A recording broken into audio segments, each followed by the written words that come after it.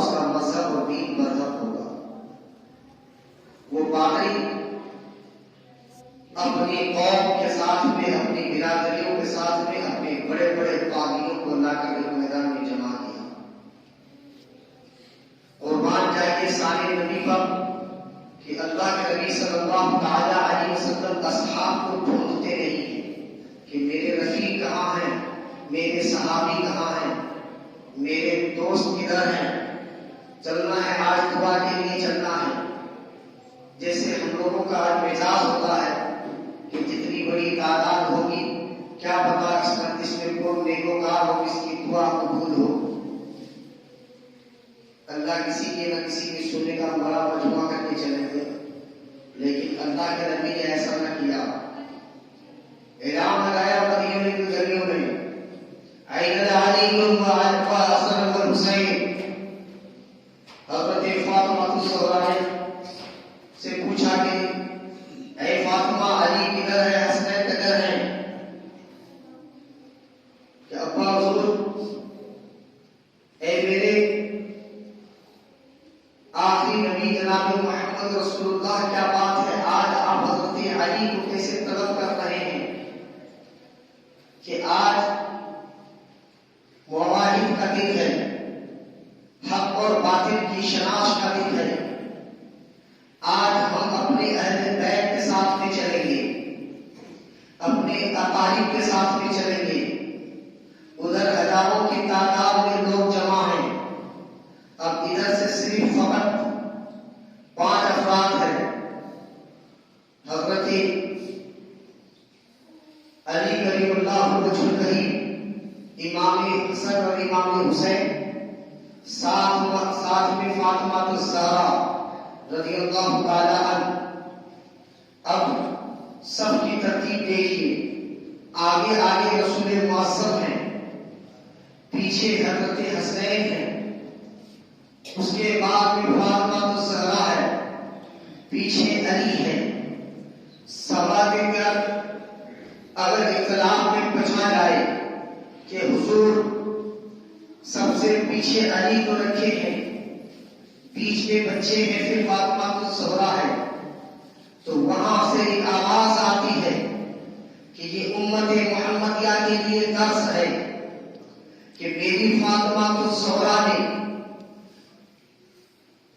عزت و آبرو کے لیے، مسلمان خواتین کے لیے پردے کا جو اہتمام کیا ہے، اس پردے کی یہ تقریب ہے، یہ درس ہے کہ کہیں فاطمہ کے قدم کی جنبش کو دیکھ کر، فاطمہ کے قدم کے نشانات کو دیکھ کر مشرکین کفار یہ نہ سمجھ لے کہ فاطمہ کے پیر ہیں، ان کی جسم و جسارت اس طرح سے ہوگی، وہ اتنی پتلی ہوگی یا اتنی موٹی ہوگی، ان کے یہ جسم کی بھاری بھرکم کو نہ توڑے، اس لیے کہ اس قدم کے اوپر حسنین کے قدم پڑیں گے، پھر حضرت علی کریم اللہ وجہ الکریم کے قدم پڑیں گے، تو اس کے قدم کے نشانات مٹتے چلے جائیں گے. تو میری فاطمہ کے زہرا کی قدم کے نشان مٹی میں بھی باقی رہنا مجھے گوارا نہیں ہے. یہ اسلام کے خواتین کے لیے پیغام ہے جو ہماری ماں اور بہنیں بے پردگی کے ساتھ میں گھومتی ہے. تاریخ اسلام میں حضرت فاطمہ کو اللہ نے یہ بتا دیا کہ تمہارے قدم کے نشان سے لوگوں کے دل میں غلط خیالات پیدا ہو سکتے ہیں، تو تمہارے جسم جسارت سے قدر نہیں کیا ہے. اس لیے کہ شیطان وسوسہ ڈالتا ہی ہے انسان کے دل میں عورتی خطرات کو لے کر. اس لیے اللہ کے نبی صلی اللہ تعالی علیہ وسلم نے اس ترتیب سے سب لگائی کہ فاطمہ الزہرا کو امام حسین سے آگے رکھ کر، امام حسن سے آگے رکھ کر، حضرت علی سے آگے رکھ کر یہ بتا دیا کہ یہ میرے اہل بیت ہے. ان 5 افراد کو دیکھنے کے بعد ادھر عیسائیوں کے درمیان میں یہ کھلبلی مچ گئی کہ آنے والی جماعت فقط 5 ہے، اس میں سے 2 مرد ہے، 1 عورت ہے، 2 بچے ہیں. یہ کیسی جماعت ہے، یہ کیسی فوج ہے، یہ کیسی لشکر ہے جو ہمارے لیے آ رہی ہے، جو ہمارے لیے دعائیں کرے گی. ہم لاکھوں کے تعداد میں ہیں، ہم ان کے لیے دعا کریں گے. تو وہ عیسائی پادری سمجھ گیا کہ یہ کوئی عام بشر نہیں ہے، اس لیے کہ فقط اپنے ساتھ میں یہ 2 آدمی آ رہے ہیں، 1 عورت آ رہی ہے، 1 بچہ آ رہا ہے، تو یہ کوئی عام بچے نہیں ہے، یہ کوئی عام انسان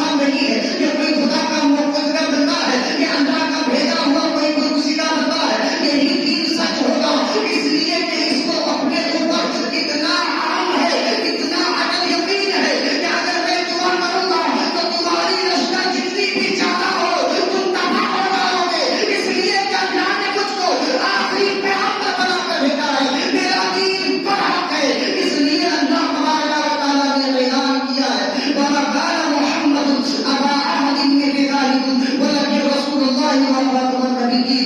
اس لیے کہ اللہ تبارک و تعالیٰ نے میرے نبی کو آخری نبی بنا کر بھیجا ہے.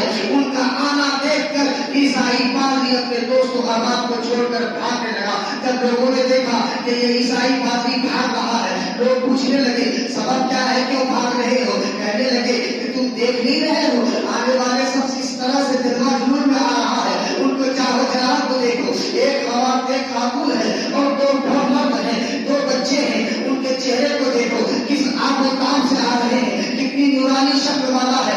اس لیے کہ میرا دل کہہ رہا ہے کہ صرف میری قوم ہی نہیں بلکہ اگر یہ پوری دنیا کو پلٹنے کے لیے کہے تو دنیا پلٹ جائے گی. تم اگر زندہ رہنے چاہتے ہو تو یہاں سے اٹھے قدم بھاگ لو.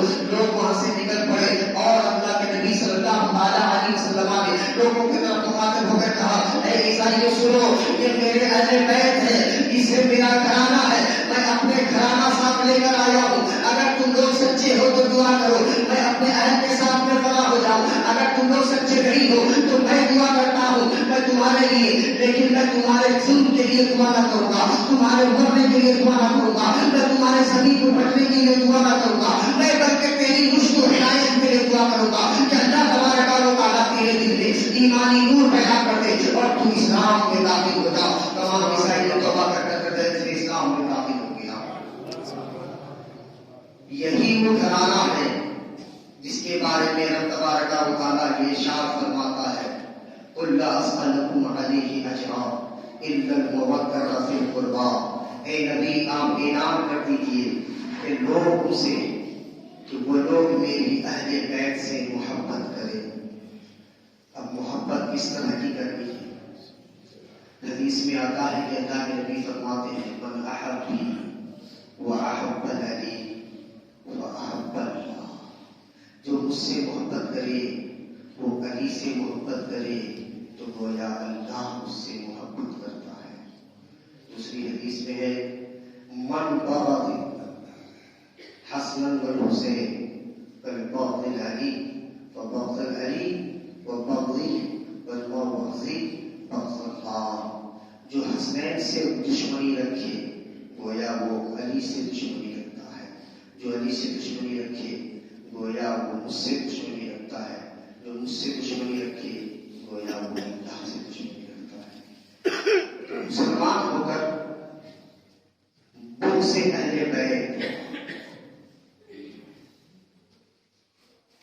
اس لیے کہ ہمارے اسلام میں بہت سارے فرقے ہیں جسے ہم سیاہ جانتے ہیں. وہ محبت اہل بیت میں اتنا غلو کر چکے ہیں, اتنا مبالغہ کرتے ہیں کہ انہوں نے نبی سے بڑھ کر اہل بیت کو سمجھنے لگا ہے. یہی وجہ ہے کہ ہم عیسائیت سیاہ قوم کو گمراہ سمجھتے ہیں. بھلے اس میں کتنی جماعتیں ہیں وہ الگ میٹر ہے, اسلام کے ہی ماننے والے ہیں وہ بھی کلمہ گو ہیں. ایسے ہی اسلام میں کچھ جماعتیں ایسی ہیں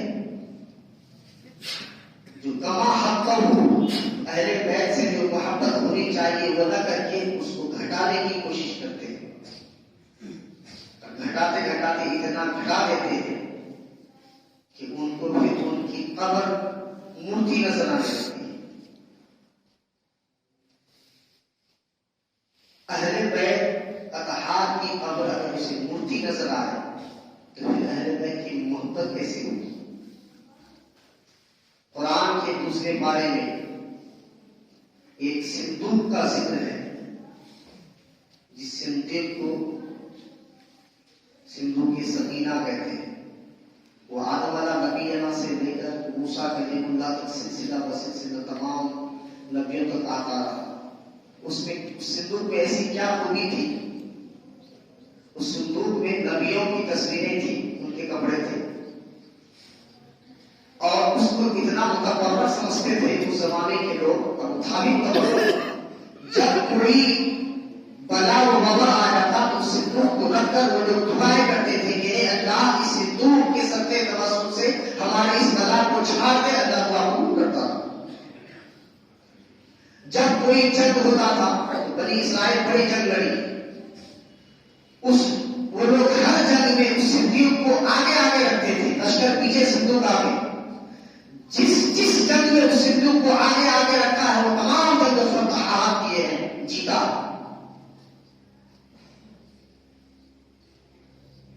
اس صندوق کی اتنی بڑی فضیلت ہے کہ اگر کبھی کوئی بارش نہ ہوتا تھا، بنی اسرائیل کا یہ عقیدہ تھا کہ وہ لوگ اس صندوق کے پاس میں جاتے، جمع ہوتے اور پھر اللہ کی بارگاہ میں دعا کرتے، اے رب قدیر اس صندوق کے بدولت دعا ہماری قبول کر اور بارش برسا۔ لوگ اللہ تبارک و تعالیٰ اس صندوق کی فضیلت سے بارش کرتا۔ محض ایک صندوق تھا جس کے اندر نبیوں کی تصاویر اور ان کے کپڑے تھے، اس سے اتنی قربت حاصل تھی کہ رب تبارک و تعالیٰ اس صندوق کا وسیلے سے دعا قبول کرتا تھا۔ آج ہم کسی اہل ولایت کے بارگاہ میں جا کر، جسے ہم نے نہیں زمانے میں ولی مانا ہے، جس کو علی کے گھرانے سے دو نسبتوں سے نسبت حاصل ہے، چاہے وہ امام غزالی دوڑا ہو، چاہے امام اعظم ہو، تمام اماموں نے ان سے محبت کرنے کی تلقین کی ہے، لیکن آج چند افراد ایسے ہیں، چند گروہ ایسے ہیں جو لوگ مزارات پر حاضری کو شرک سمجھتے ہیں۔ اس شرک سمجھنے کی وجہ کیا بناتے ہیں کہ غیر اللہ سے مانگنا شرک ہے، اس لیے تم کسی ولی کے بارے میں جا کر بارگاہ میں جا کر مانگنا شرک ہے، ان سے مت مانگو۔ تو کسی بھی مانگنے والا کبھی بھی کسی ولی سے اللہ سمجھ کر نہیں مانگتا۔ جس طرح سے بنی اسرائیل کے لوگ اس صندوق کو اللہ کا متبرک معبود سمجھتے تھے، اسی طرح سے امت محمدیہ کے لوگ بھی اس ولی کے مزار کو اللہ کا مقرب بندہ سمجھتا ہے اور اللہ کو درگاہ میں یہ وسیلہ بناتا ہے کہ اے رب قدیر یہ تیرا جو نیک بندہ ہے، اس نیک بندے کی وسیلے سے میری دعا کو سر قبولیت کر۔ اب اس میں کوئی چیز حرام نہیں ہے، کوئی شرک نہیں، ہر نیک چیز کی۔ بنی اسرائیل کے 3 شخص تھے جو لوگ اپنی مصیبت میں پھنس گئے تھے، وہ اپنی مصیبت میں پھنسنے کے لیے کہا کہ اگر تم میں سے کسی نے کوئی نیک عمل کیا ہو تو اس کو وسیلہ بنا کر دعا کرو۔ ایک پہاڑ میں پھنس گیا، ایک سمندر میں پھنس گیا، یہ کسی ویرانے میں پھنس گیا۔ اس طرح سے پھنسنے کے بعد اگر ان سے یہ کہا کسی نے کہ تم اپنے اعمال کے نیک اعمال کا وسیلہ دے کر رب کی بارگاہ میں دعا کر اور وہ دعا بارگاہ میں قبول ہوگی، تو ڈھونڈا کہ میں کیا دعا کروں، میں اپنے اعمال میں ایسا کیا کام کیا ہو۔ تو کسی نے رب کے بارگاہ میں سجدہ کرنا کسی کو پسند تھا، وہ اکثر سجدہ کرتا تھا، نماز پڑھتا تھا، تو اس نے رب کی بارگاہ میں اپنی عبادت کو ذریعہ بنایا۔ اے رب قدیر میں تیری بارگاہ میں سر و سجود ہوتا ہوں، مجھ کو میری عبادت کی وجہ سے معاف کر دے۔ تو اس کو اللہ نے اس کی دعا قبول کی، کیونکہ اس نے ذریعہ بنایا، اسے معاف کر دیا۔ ایک نے روزے کو بنایا، ایک کی آنے ولایت سے محبت رکھتا تھا، اس نے اس کی نیک دعا کی کہ میں اس تیرے نیک بندے سے محبت کرتا ہوں، مجھے معاف کر دے، اسے بھی معاف کر دیا۔ ایسے ہی زمانے موسیٰ میں ایک آدمی 99 آدمی کا قاتل تھا، بنی اسرائیل میں 99 آدمی کا قاتل تھا۔ من میں سوال ہوا، خیال آیا کہ میں توبہ کیوں نہ کر لوں۔ رستے میں کسی سے پوچھا کہ مجھے 100 آدمی کو 99 آدمی کو قتل کر چکا ہوں، کیا مجھے رب معاف کرے گا؟ اس آدمی نے کہا کہ تم 99 آدمی کو ناحق قتل کی ہو، کوئی وجہ نہیں ہے، تجھے کیسے رب معاف کرے گا؟ اس نے اس کو بھی دے مارا، وہ بھی مر گیا۔ پھر کچھ دن گزرنے کے بعد میں پھر خیال آیا کہ کیوں نہیں، اللہ غفور رحیم معاف کرنے والا ہے، کیوں نہیں معاف کرے گا؟ پھر پوچھا کسی سے کہ اللہ مجھے معاف کرے گا؟ اس نے کہا کیوں نہیں معاف کرے گا، یہ فلانا بستی ہے، اس بستی میں عالم رہتے ہیں اور اللہ کے مقرب بندے رہتے ہیں، اس بستی کے طرف چلے جا، وہ تمہیں توبہ کروا دیں گے، کلمہ پڑھا دیں گے، تجھے اللہ معاف کر دے گا۔ گھر سے نکلا ہی تھا، چند قدم کی قدم رکھا ہی تھا کہ اس کی موت ہو گئی، روح پرواز ہو گئی، مر گیا۔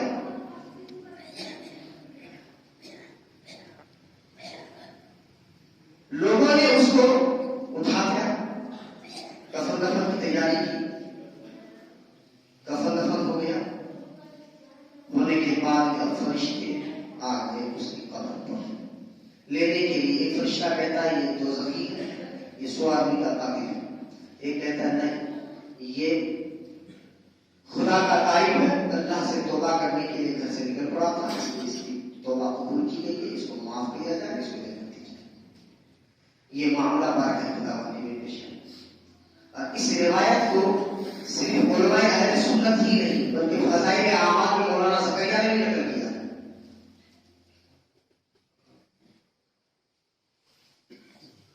اللہ تبارک و تعالیٰ نے فرشتے کو حکم دیا کہ جاؤ دونوں جاؤ زمین کو ناپو.